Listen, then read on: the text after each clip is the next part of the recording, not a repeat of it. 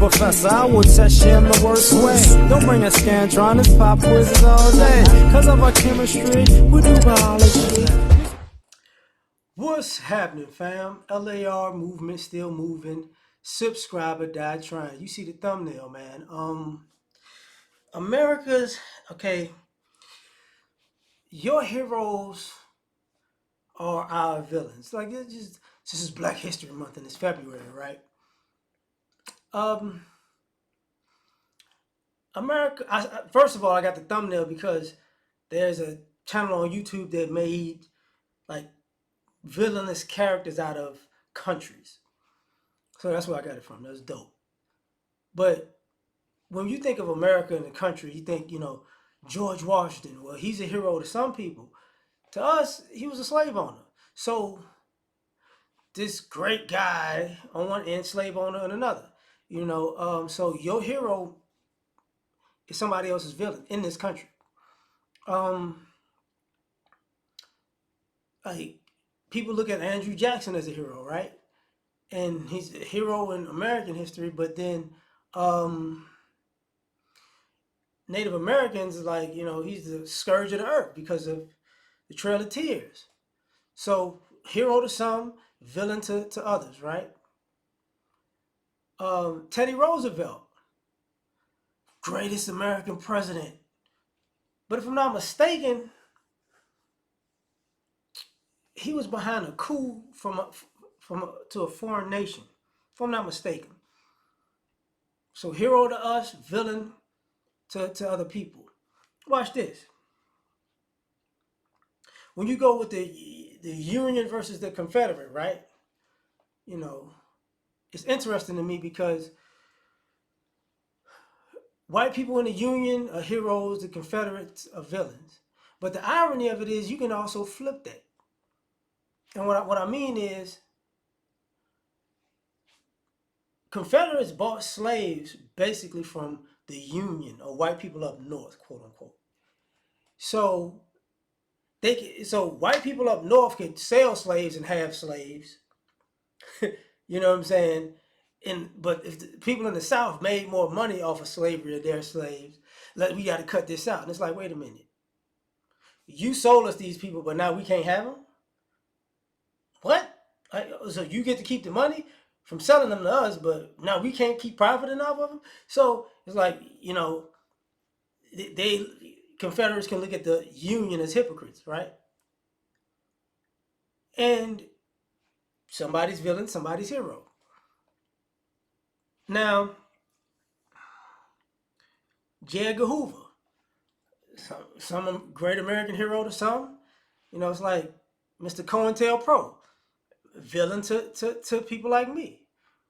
And we can do this over and over and over and over and over again. And that is the issue, excuse me, with this country.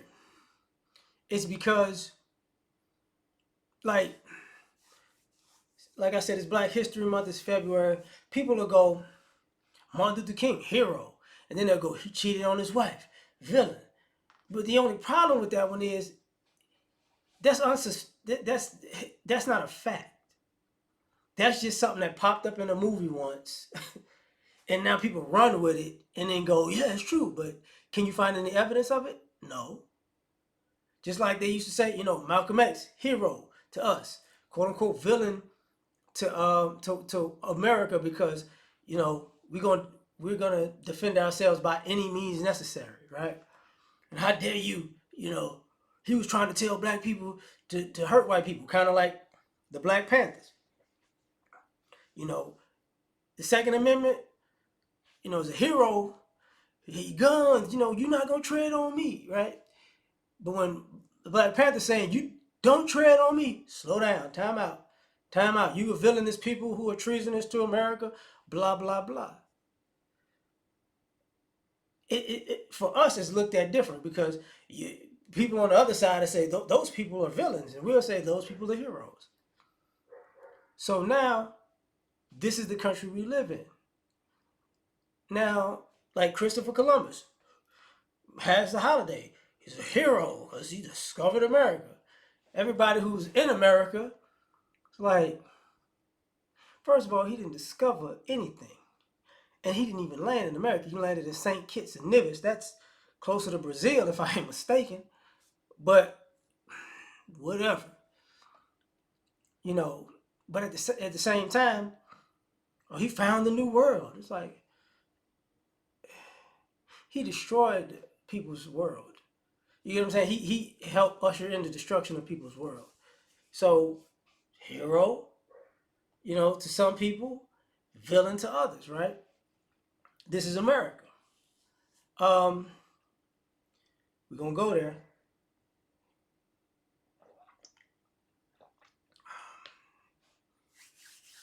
Jesus. People go, Jesus, yeah. Jesus is looked at a hero in America.